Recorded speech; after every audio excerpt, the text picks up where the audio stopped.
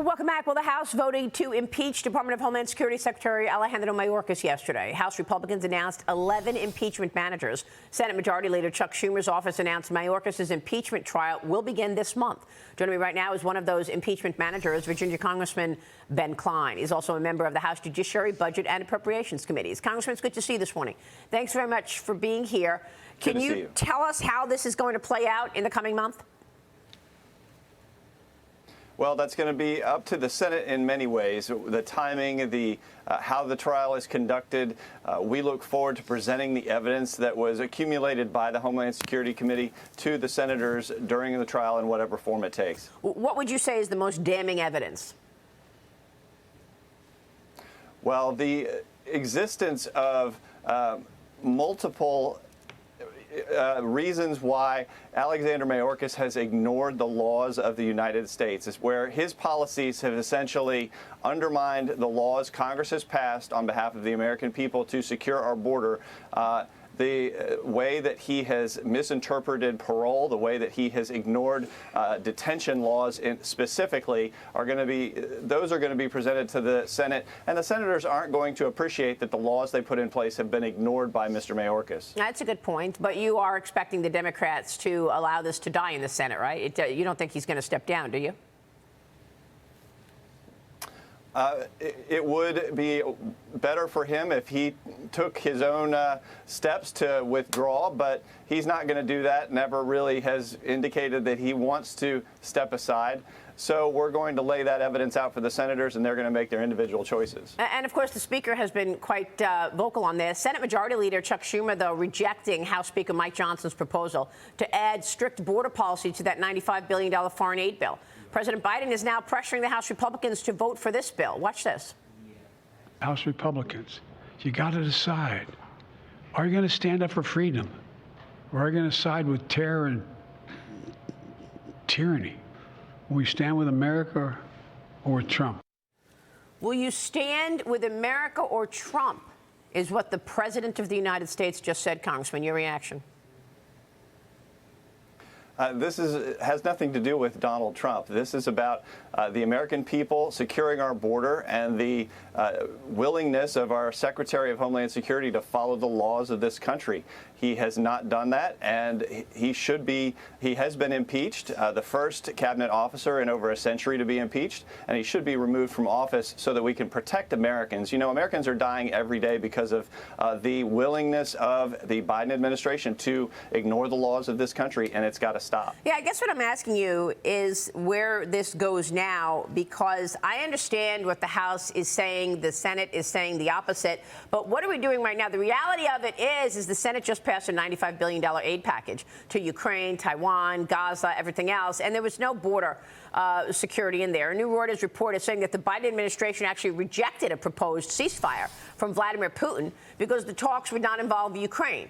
House Speaker Mike Johnson recently told me that the White House has no clear strategy for Ukraine, and yet we're sending all this money there. Watch this. I've been telling the White House since day one, you have to tell us what is the end game? What's the strategy? How would we have accountability for those funds? We all understand it's critically important to not allow Vladimir Putin to march through Europe, but the White House has not had a clear message on what we're doing there. So the reality of it is, Congressman, here we are sending more money. The Senate passed this $95 billion package. We're going to send more money, and there's no border security. All you've been saying, and your colleagues have been saying now for months, is secure the border. You can't get it done. That's exactly right. We just want to secure the border. We also are interested in discussing aid to Ukraine, aid to Israel, aid to Taiwan. But as the Speaker indicated, we need to know what the end game is in Ukraine. We'd like to see pay-fors, but you know, the American people, their first priority is the border when it comes to this package. And the Speaker said he will put forward a package of our own negotiation at the appropriate time. Well, we're all watching the impact of this wide-open border, from illegal migrants creating havoc in the streets, shooting cops, beating up cops, forcing kids to work remote because they need the space to house them. And then there's the corruption in plain sight, alleged corruption. Let's talk about that. Former Hunter Biden associate Tony Bobulinski appeared before one of your committees, the House Judiciary, as well as the Oversight Committee yesterday. He told lawmakers that, in fact, Joe Biden is, quote unquote, the big guy. Of course, the big guy is referenced in Hunter Biden's foreign business deal, saying the big guy will hold 10% of whatever we're making here. Bobulinski says this is in his opening statement.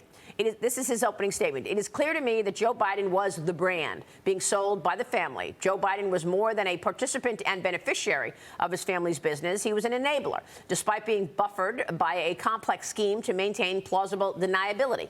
Congressman, what did you walk away from yesterday with the Bobulinski testimony?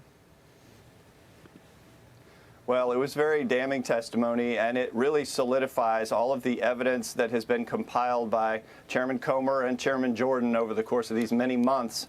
The Bidens operated a pay-to-play scheme where the members of the family were enriched by access to the big guy.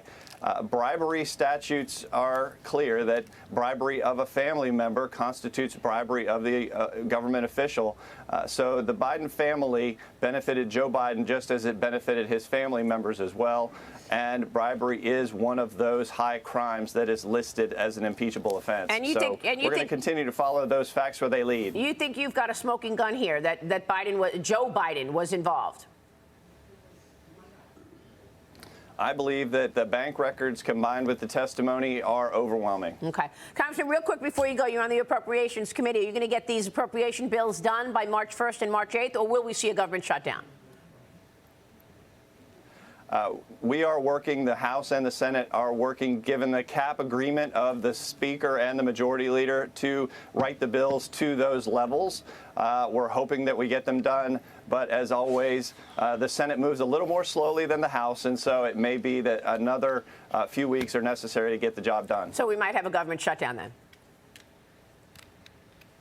We do not want a government shutdown. We're going to try and avoid that at all costs, and we're going to keep working to make sure that we cut back on spending, because that's what the House is standing on, the point that we have to cut spending and rein in the waste. Congressman, thank you. We appreciate your time and leadership. Ben Cline joining us this morning.